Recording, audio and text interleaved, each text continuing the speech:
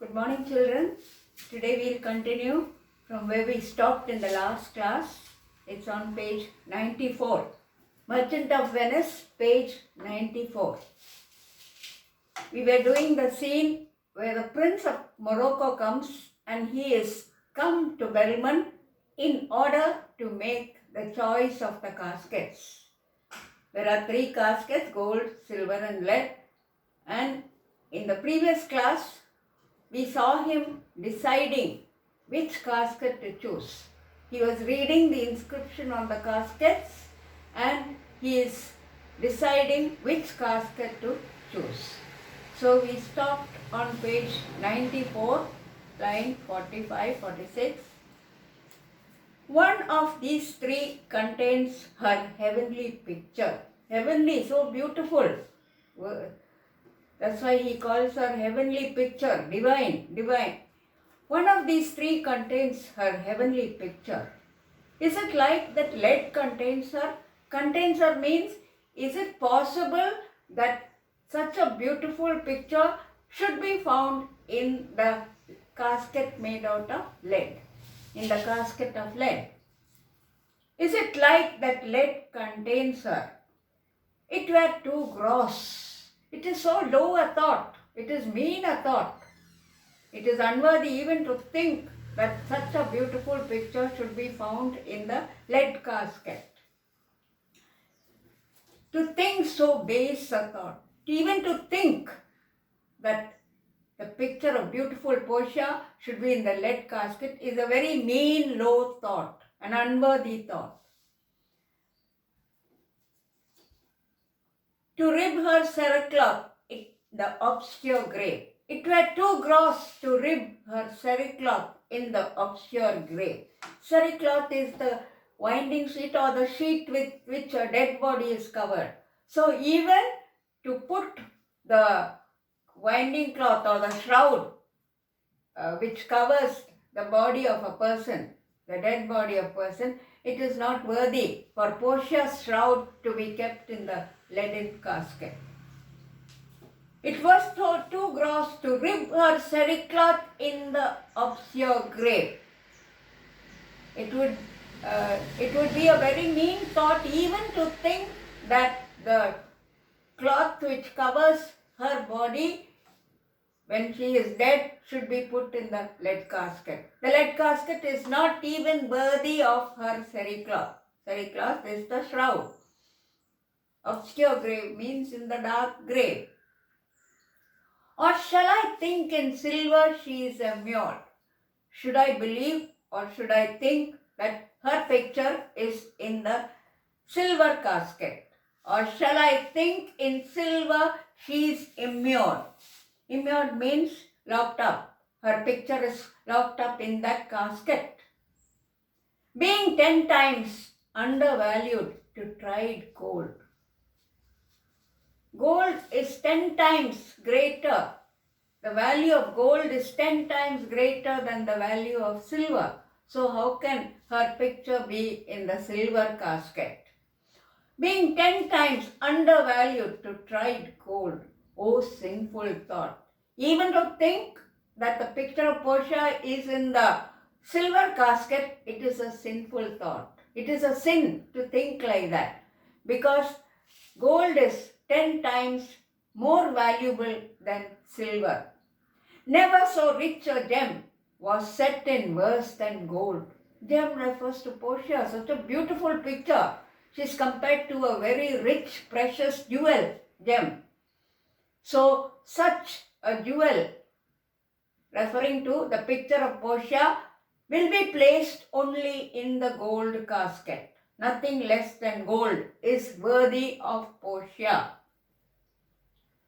They have in England a coin that bears the figure of an angel. In England, there is a coin which has the inscription of an angel on it. They have in England that bears the figure of an angel. The figure of an angel is carved on the surface of the coin.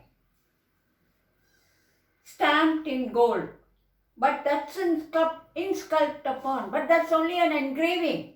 It is not real. It is only the figure of an angel engraved on the coin. But here is an angel. But here there is a living angel. Portia is alive and she is like a living angel. But here an angel in a golden bed lies all within. Deliver me the key. Give me the key.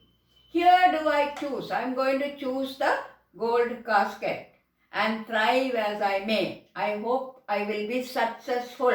I hope I will be lucky in choosing the gold casket. Portia, there take it, prince. She gives him the key. And if my form lie therein, if my picture is found in the gold casket, then I am yours. Then I belong to you. Then you deserve to marry me if the picture is in the gold casket. He opens a casket. The moment he opens a casket, he is filled with shock.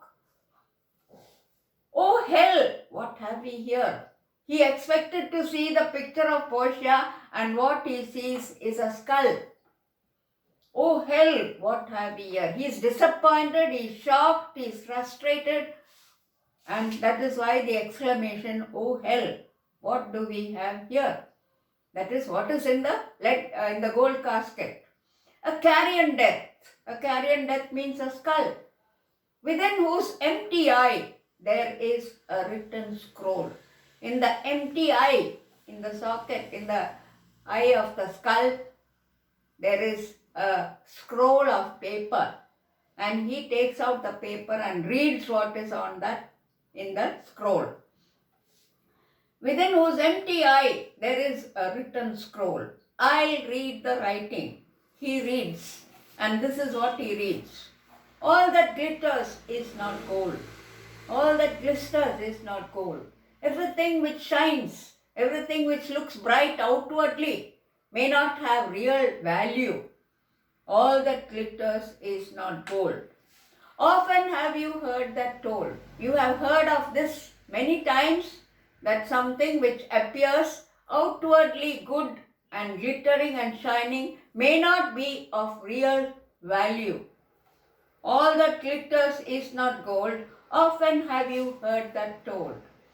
Many a man his life hath sold. Many a man has been deceived, has been cheated because of outward appearance, external appearance. Many a man his life hath sold. But my outside too be old. Outside means the outward appearance. Gold is shining, it glitters, so many people have been cheated by an externally glittering outward appearance.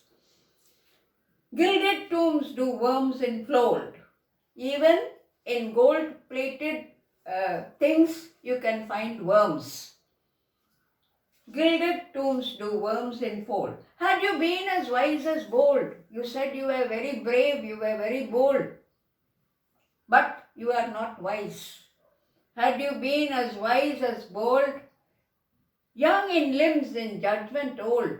You are very young, you are a very youthful person, but you are not wise. Your judgment is not correct. You have judged wrongly. Young in limbs, in judgment old. Your answer had not been inscrolled. If you had been wise, if you had been thoughtful, just as you were brave and young, then you would not have chosen the gold casket. You would have thought more seriously. You would have been more careful in your choice. But you were deceived and cheated by outward appearance. Young in limbs, in judgment old. Your answer had not been inscrolled. Fare you well, your suit is cold. Cold means your suit is cold. You have not chosen the right casket. So there is you are not deserving of Portia. There is you cannot love her. Cold indeed and labor lost. All hopes are gone. He is completely disappointed. And labor lost. All the effort that he has taken in coming to Belmont, all the dreams and hopes which he had of choosing the right casket and getting married to Portia is lost. Then farewell heat. Let all love and warm feelings disappear, and welcome frost. Frost is disappointment. So there is no joy, no happiness, only disappointment. Frost and cold and all that refers to disappointment, his sadness in choosing the wrong casket. Portia, adieu, adieu, farewell. I have too grieved a heart. I am so very disappointed that I cannot take, I want to leave immediately. Because of my disappointment, I want to go away immediately. To take a tedious farewell. To take leave is farewell. I want to leave immediately, go away immediately because of my disappointment. Thus losers part. Exit with a strained flourish of cornets. Portia, a gentle riddance. I am glad that he did not choose the right casket, and I am glad that I am rid of him, that he is going away. Draw the curtains, go. Let all of his complexion choose me so. Let all the suitors who come with a dark complexion, like the Prince of Morocco, should always make the wrong choice. Should make a similar choice like the Prince of Morocco. So with that we finish the scene and we will end this session.